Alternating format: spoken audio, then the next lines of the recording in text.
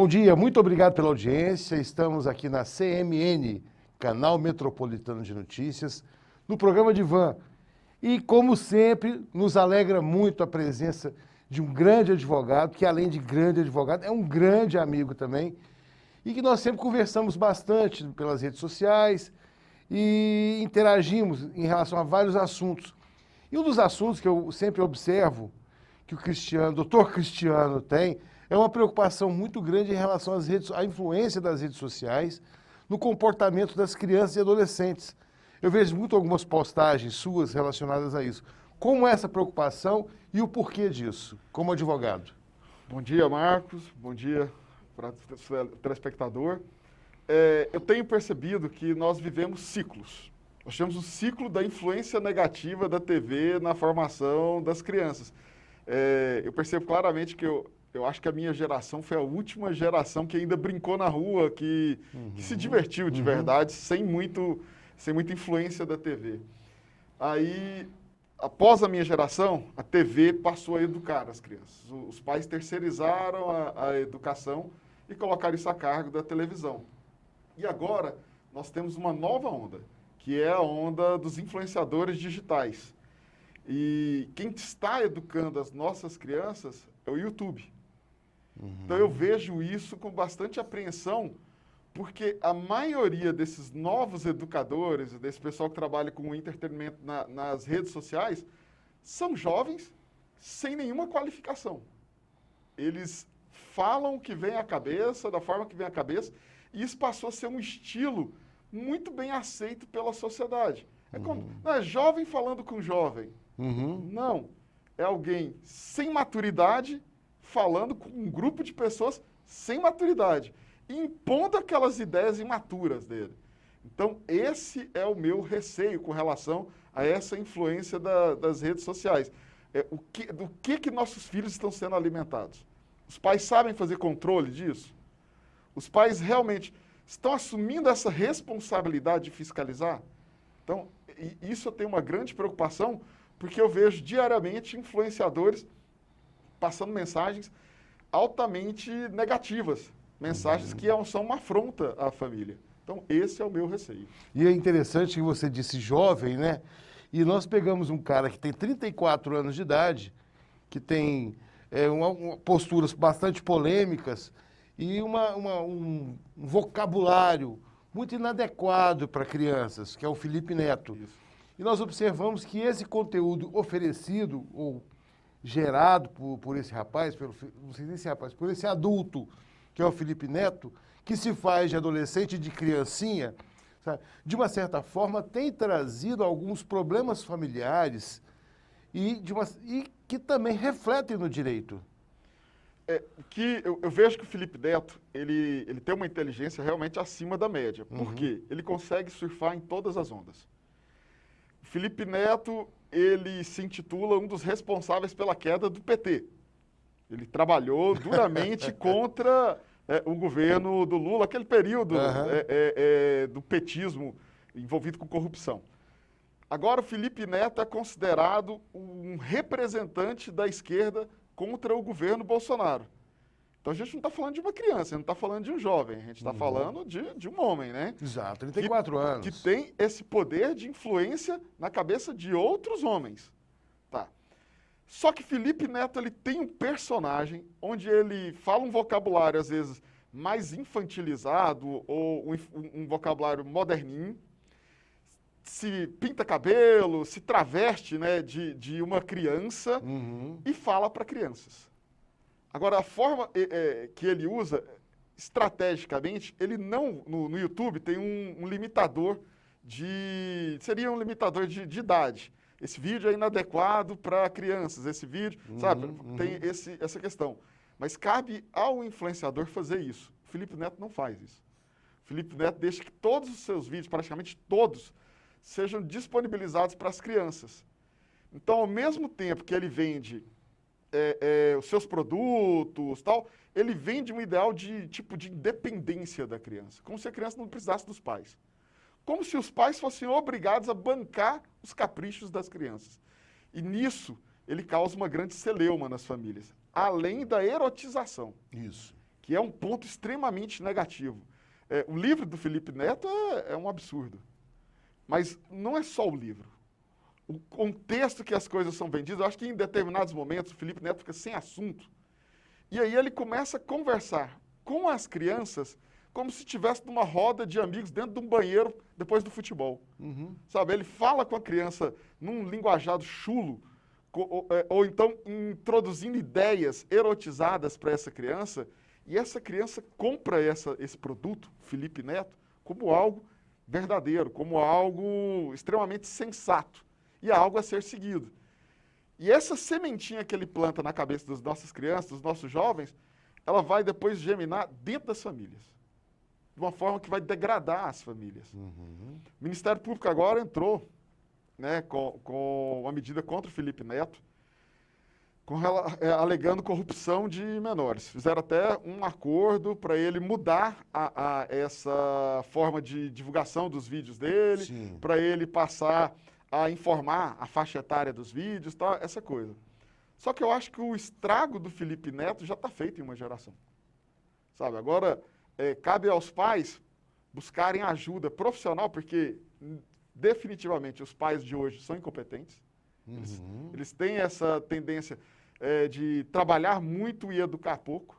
Então, eles terceirizam a educação dos filhos. Então, cabe aos pais buscar ajuda profissional e tentar resgatar essas crianças. Porque serão adultos inutilizados. Porque esses não vão conseguir o sucesso do Felipe Neto. Eles não vão conseguir virar um influenciador digital e ganhar dinheiro sentado na frente de um computador. Claro. Mas, ao mesmo tempo, eles são adultos despreparados. Porque eles compraram uma ideia falsa. Uma ideia totalmente fantasiosa, erotizada e de uma vida fácil. Tipo, questione seus pais que você consegue seu objetivo. Não, cara. Não é assim que funcionam as coisas, sabe? Na minha casa, uma das coisas que eu fiz desde muito cedo foi apresentar para os meus filhos quem eram os caras que eles não deveriam assistir. Por isso que eu assisto. Eu procuro, se você falar para mim do Felipe Neto, eu tenho que ver quem é Felipe Neto antes de ter, e foi o que eu fiz. Então, meu filho, eu tenho um filho de 13 anos, que ele fica sempre me apresentando os podcasts com entrevistas com os influenciadores. E eu faço questão de assistir todas. Porque ali eu defino quem é quem. Eu não vou definir o futuro do meu filho, mas eu vou poder apontar para ele caminhos. Eu acho que isso é o que os pais deveriam fazer, conhecer quem os filhos estão tendo contato nas redes sociais. No início da nossa fala, da nossa conversa, eu peguei um gancho, assim, que os últimos influenciadores nossos foi a televisão, né? Foram os programas de televisão.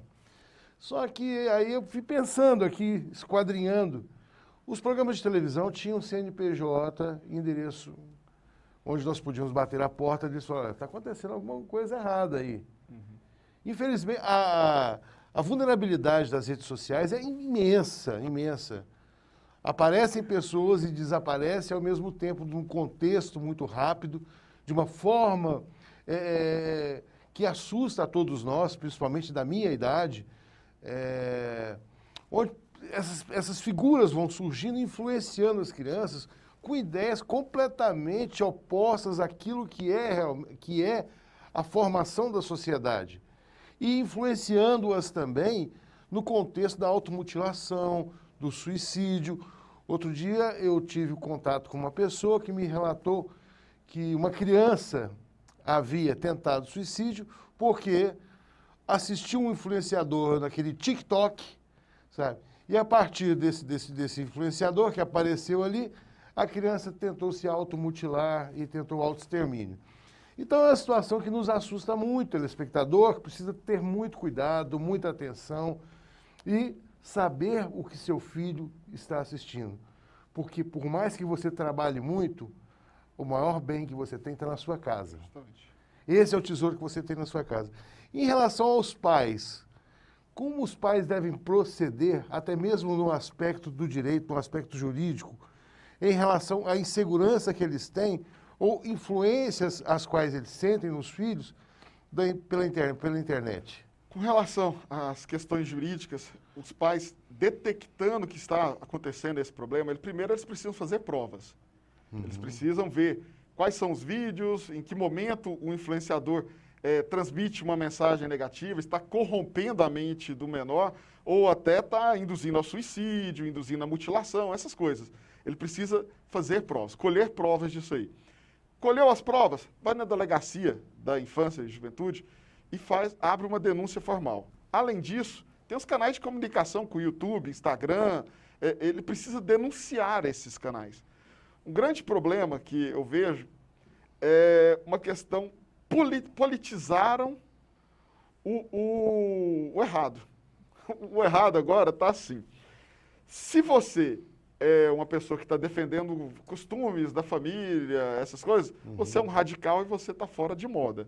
Você é um cara, você é taxado como uma pessoa de direita, conservadora, e começam a encontrar uma série de adjetivos para você. É um fascista? É um fascista? Eu sou fascista, porque eu tenho fascite. Fascite plantar. Então, assim, você tem uma série de defeitos, aos olhos dos progressistas, e que te impedem de dar uma opinião positiva. Então, além de tudo, ainda conseguiram politizar a atuação dos pais.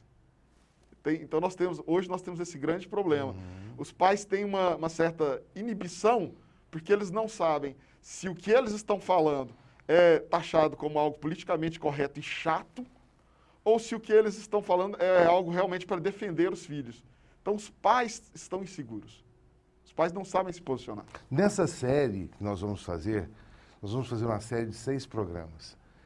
Eu tive a intenção em trazer, primeiramente, você, doutor Cristiano, pelo seguinte motivo: os pais precisam conhecer essas orientações jurídicas. Não basta apenas nós oferecermos um contexto, um suporte, uma sustentação a nível de conhecimento da psicologia, mas nós temos que unir a todos nesse momento, porque a família está se desintegrando. Nós vamos para o comercial e voltamos no segundo bloco.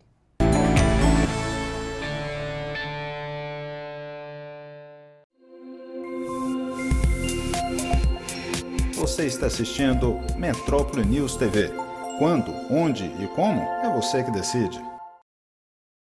Ninguém queria ficar com meus irmãos. Aí a assistente social escolheu os meninos e ela também conversou comigo, que até então eu não tinha casa, não estava trabalhando, estava desempregada. Aí eu fiquei com medo de perder a guarda dos meus irmãos. Aí nós fez um cadastro, nós foi lá no Paço Municipal, fez todo o processo, que eles falaram que ia me ajudar. E um mês depois me ligaram. Falou que eu tinha ganhado. Aí quando eu ganhei a casa mesmo, foi definitivo, que o juiz definiu que eu ia mesmo ficar com a guarda deles. Aí nós mudou pra cá. E essa casa própria foi muito bom, foi uma esperança. Aí agora tá todo mundo morando junto. Com o seu IPTU tem mais moradia para quem precisa. Gestão que trabalha é assim. Todo dia começa e entrega obras. Emita o boleto e pague seu IPTU até 20 de fevereiro. Isso é parceria. Isso é Goiânia feita com você. Prefeitura de Goiânia. Unimed em Ação. Olá, eu sou o Frederico. Estou como diretor de mercado da Unimed e quero falar sobre o nosso cuidado com você, principalmente neste momento de pandemia. A Unimed tem mais de 2.700 médicos cooperados para atender 344 mil beneficiários. São 8 médicos para cada 1.000 beneficiários, número 8 vezes maior do que a própria Organização Mundial de Saúde recomenda, que é de 1 médico para cada 1.000 pessoas. Temos 476 leitos de UTI, uma relação de 10 leitos para cada 10.000 pessoas. Taxa melhor que a da Alemanha, que tem apenas 3 leitos de UTI para cada 10.000 pessoas. Além de centenas de hospitais, clínicas e laboratórios. Por isso, posso dizer com segurança que a Unimed Goiânia está pronta para cumprir a sua principal missão: cuidar de você.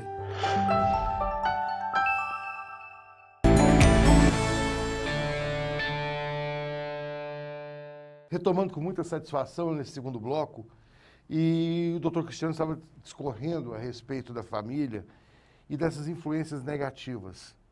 Nós vemos aí a questão desse conflito onde tem a ideologia, várias ideologias, por sinal, não é, que se confundem com a estrutura que é da família. Nós compreendemos que as ideologias são naturais, elas devem surgir, devem carregar suas bandeiras, desde que essas bandeiras também não ultrapassem seus limites. Você acha que essas bandeiras têm ultrapassado os limites? Eu acho que essas bandeiras não têm limites. Acho que elas não desconhecem limites. Eu vejo que existe uma tentativa de dividir a sociedade. Já está um processo, uma tentativa não, é um processo já que está acontecendo, de dividir a sociedade em quem pensa igual ao sistema, e o sistema, o que seria o sistema?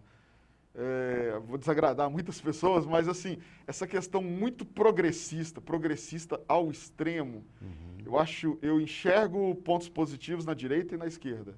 Eu acho que as duas se completam. Mas quando você leva tudo para um lado e começa só a demonizar o outro lado, você já está errado. E o que eu percebo existe uma tentativa de desconstrução da família. E essa desconstrução da família, antigamente, era tentando, vamos criar uma lei que tira um pouco do poder do pai.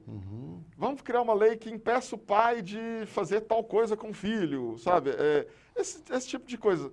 Desconstruindo um pouco do que era lá atrás. E, em certos aspectos, isso é certo. A lei da palmada, ela corrigiu uma série de absurdos. Exato. Mas, ao mesmo tempo, ela retirou muito poder do pai. Sabe? Tem pai que o filho extrapola demais o ponto e ele, eu não posso fazer nada, senão eu vou preso. Então ele vira refém do filho. Não digo agredir o filho, mas é bíblico. A Bíblia fala da vara. Sabe? Pode desagradar, ser psicólogo em alguma... Eu sei que eu posso desagradar, mas eu penso que nós não podemos ultrapassar o limite do bom senso. Esse é meu ponto com relação à educação dos filhos. Só que há uma desconstrução. Os pais estão virando refém dos filhos. Isso tudo é um processo ideológico. Se você consegue desconstruir a família, algumas ideologias vão navegar com facilidade. Porque hoje eu vejo que a resistência a essas mudanças, o foco da resistência é o núcleo familiar. É a hierarquia familiar. É o respeito. São coisas que nós não temos mais hoje em dia na sociedade, mas que ainda temos dentro de casa. Então, esse respeito, ele sendo desconstruído, esse alicerce, a base da família sendo desconstruída, e filhos sobrepondo os pais, acabou. Acabou. Você tem uma sociedade totalmente libertina, uma sociedade sem regras. Sem regras. E eu vejo que esse é um processo. A Califórnia. Olha a Califórnia. A Califórnia está sendo desconstruída. A gente nunca viu tantos mendigos na Califórnia. E não é uma questão de Covid. É uma questão anterior ao Covid. Por quê? Porque lá é tudo liberado. Sabe? Eu vejo que a Califórnia é a maquete do que o mundo está para virar. Sabe? Ela é ali o projeto. E o que nós podemos observar é que está tudo dando errado. Em relação à Califórnia, essa desconstrução veio de movimentos, né? Veio de movimentos, desde o movimento hippie, que já veio transformando as relações, que foi um movimento muito bonitinho, não sei o que no início, paz e amor, bacana. Mas, ao final de tudo, do paz e amor, o resgate que nós temos que fazer hoje, o preço que a sociedade paga, tem sido muito alto. Nós temos aí situações hoje de envolvimento com drogas, substâncias psicoativas, de crianças já tendo acesso a substâncias psicoativas com uma facilidade imensa. E uma propagação do ideal, do entorpecer-se, porque o entorpecer-se porque a vida não é fácil. Essa é uma ideia que eles têm colocado na cabeça das crianças, dos adolescentes também. Sabe? Que o entorpecer-se nos alivia de dores que nós não precisamos passar por elas, mas todos nós crescemos pela dor. Não há como. Como é que os pais devem prover os seus filhos em relação a esse aspecto? Quais as ideias básicas que você vê como pai, que eu sei que você é um excelentíssimo pai, sabe? Como é que você vê? Quais as sugestões que você dá para os nossos telespectadores? Que participem da vida dos filhos. Participem, sejam amigos dos filhos, criem laços com os filhos. mas não é impor laços, é criar laços, é construir laços.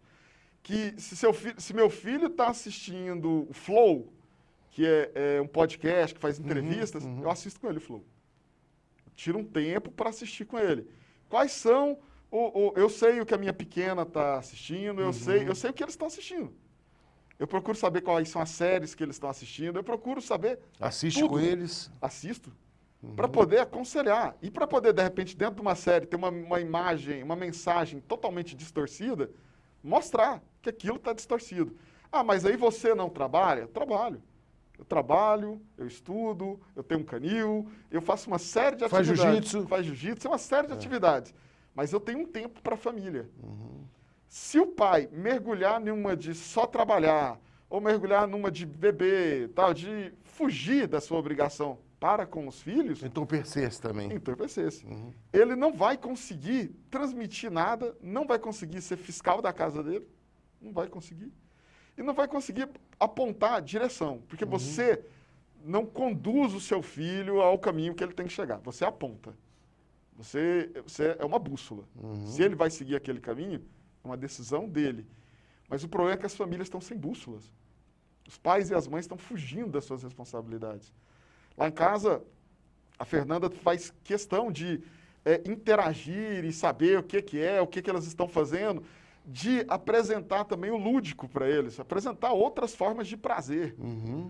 Jogos, conversa, outros desenhos, lá tem muito de desenhar, dessa interação, livros. A gente apresenta outras formas de prazer. O que eu acho que o pai tem que fazer é ele virar um referencial de informação para o filho. Porque senão o filho vai buscar isso em outro lugar. Como a gente falou da Califórnia, antes precisava de um Woodstock. Isso. Precisava de um grande movimento. Hoje só precisa de uma televisão, de um celular. Só precisa de transmitir a mensagem do YouTuber. Só precisa do TikToker. Eles só precisam disso. Eles não precisam mais de grandes movimentos. Eles precisam apenas de um celular para transmitir a mensagem do Woodstock, que era uma mensagem bonita, uma mensagem de paz e amor. Ah, é um movimento que é contra as guerras. Poxa, bonito. Isso é bonito. Mas por trás disso. Exato. Por trás O que há disso. por trás disso? Eu brinco, eu falo que quem deve ter financiado o Woodstock foi o pai do Fernandinho Beiramar. Porque tinha uma ideia por trás.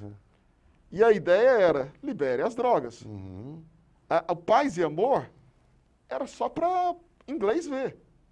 A ideia mesmo, a intenção era a liberação das drogas. Na época o LSD, que Justamente. chegou com todo o potencial. Toda a força. E ficou incontrolável. Sabe assim, hoje toda rave aqui de Goiânia é regrada é LSD. E por quê? Influência. É sempre um transmitindo a mensagem para o outro. Em algum momento, não tinha fiscal. E essa mensagem vai propagando. Então, os pais não podem se omitir, Marcos. As metanfetaminas, o LSD e o êxtase, e como se chama, as balas, né? As balas. Têm sido muito presentes. E eles caem num contexto preocupante porque parecem simples comprimidos. E muitas vezes os pais, desavisados, confundem aquele comprimidinho com um remedinho para dor de cabeça, um remedinho para aquilo, e passa batido. E nós temos visto consequências avassaladoras em relação ao sistema nervoso, a questão emocional dos usuários contínuos de êxtase.